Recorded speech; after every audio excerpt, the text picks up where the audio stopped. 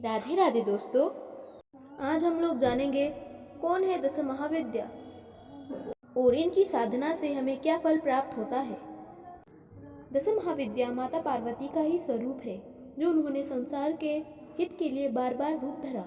दस महाविद्या में प्रथम स्वरूप है माता महाकाली। इनका रंग अमावस की गहरी रात से भी ज्यादा काला है और वे चामुंडा भी कहलाती है कि उन्होंने चंडमुंड नामक दो दैत्यों का विनाश किया था।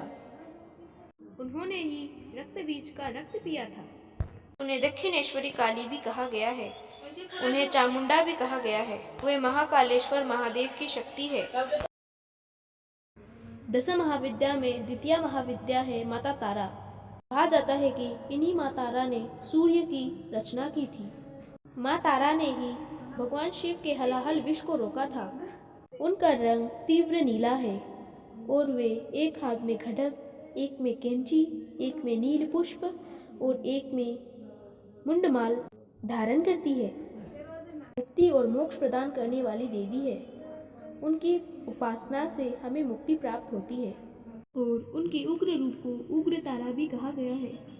महाविद्या में तृतीय महाविद्या है माता षोडशी। माता षोडशी ने ही पृथ्वी में प्रकृति की स्थापना की थी। उन्हें त्रिपुर सुंदरी भी कहा गया है। उन्हें ललिता भी कहा गया है। उन्होंने ही भंडासुर नामक एक दैत्य का विनाश किया था। उन्हें आद्या शक्ति भुवनेश्वरी भी कहा गया है। वे ललिते हैं। वे सक्त धर्म की श्री कुल की प्रमुख देवी है। उनकी आराधना से हमें मोक्ष तथा सुख समृद्धि प्राप्त होती है। महाविद्या में चौथी महाविद्या है माता भुवनेश्वरी। उन्हें आदि ललिते भी कहा गया है। उन्हें षोडशी भी कहा जाता है। षोडशी और भुवनेश्वरी में कोई भेद नहीं। ये भुवनेश्वरी ही संसार के प्रथम में थी और अंत में भी वही रहेंगी। उनके साथ कामेश्वर महादेव रहते हैं। ये कामेश्वरी कामाक्षी भी कहा गया है। माता भुवनेश्वरी ही आदि शक्ति है। इन्हीं भुवनेश्वरी ने 14 भुवनों की रचना की। इनकी आराधना से हमें शक्ति की प्राप्ति होती है और घर में सौभाग्य की प्राप्ति भी होती है और वे तीव्र फल देती है। महाविद्या में पांचवी महाविद्या है देवी भैरवी। उन्हें त्रिपुरा भैरवी भी कहा गया है। उनका रंग तीव्र काला है और उन्हें माता स्वयं महाकाली ही कहा गया है। माता काली ने भैरवी रूप में ही चंडमुंड का नाश किया था। उन्हें कोशकी भी कहा गया है। माता भैरवी मृत्यु की देवी है, लेकिन उनकी उपासना से हमें मोक्ष की प्राप्ति होती है और घर में सुख समृद्धि का वास होता है। महाविद्या में छठी महाविद्या है माता छिन्नमस्तिका। उन्हें आदि छिन्नमस्तिका भी कहा गया है और छिन्नमस्ता भी कहा गया है। उनकी एक कथा आती है कि जब उनकी दो सखियां जया और विजया को तीव्र रक्तपान की भूख लगी तो उन्होंने माता छिन्नमस्तिका को रक्तपान की इच्छा बताई। फिर माता ने बिना कुछ सोचे समझे अपना मस्तक छिन्न कर कर उन जया विजया को रक्तपान करवाया।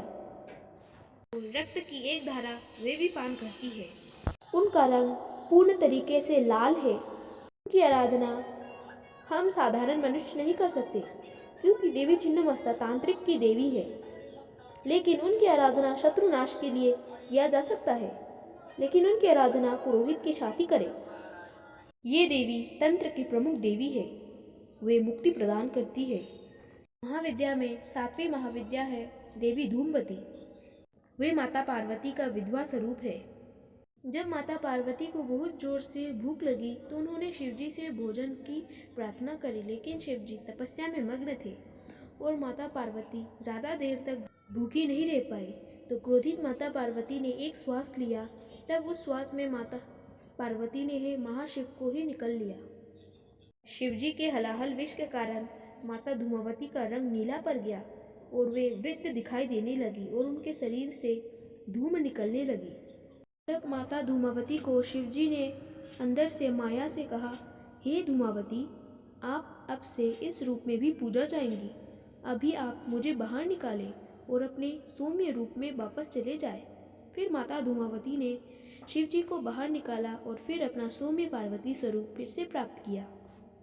इनकी आराधना सिर्फ विधवा औरत ही कर सकती है। माता का आठवां महाविद्या स्वरूप है माता बगलामुखी। जो पीत वस्त्र धारण करती है। उन्हें पीताम्बरा देवी भी कहा गया है। उन्हें ललिता देवी भी कहा गया है। उन्हें मीनाक्षी नामों में भी संबोधित किया गया है। उनकी आराधना से धन प्राप्ति होती है। माता का 9वां स्वरूप है देवी मातंगी। उन्हें तांत्रिक सरस्वती भी कहा गया है। वे तंत्र की देवी है। इनको चंडालिनी भी कहा गया है। इन्होंने चंडाल जाति को मान दिलाने के लिए वे खुद चंडाल के घर रही थी, इसीलिए इन्हें चंडाल मातंगी भी कहा गया है। वे आदि शक्ति स्वरूपिणी मातंगी देवी बहुत लाभदायी और सुखदायिनी है। उनकी आराधना से हमें मोक्ष की प्राप्ति होती है। और 10वीं महाविद्या है देवी कमला। इन्हें वैदिक लक्ष्मी भी कहा गया है। वे वेद की लक्ष्मी है और तंत्र की भी लक्ष्मी है। वे पार्वती देवी और लक्ष्मी का साक्षात्कार रूप है। उनको देवी मंगल चंडी भी कहा गया है और वे हमें मोक्ष प्रदान करती है और उनकी पूजा से हमें धन संपत्ति की प्राप्ति होती है। तो बोलो जय माता। यही थे माता दुर्गा के 10 अवतार, यानी ये देवियाँ माता पार्वती गुणम्बा स्वरूपिणी आदि शक्ति का ही रूप है। यही थी आज की कथा। राधे राधे।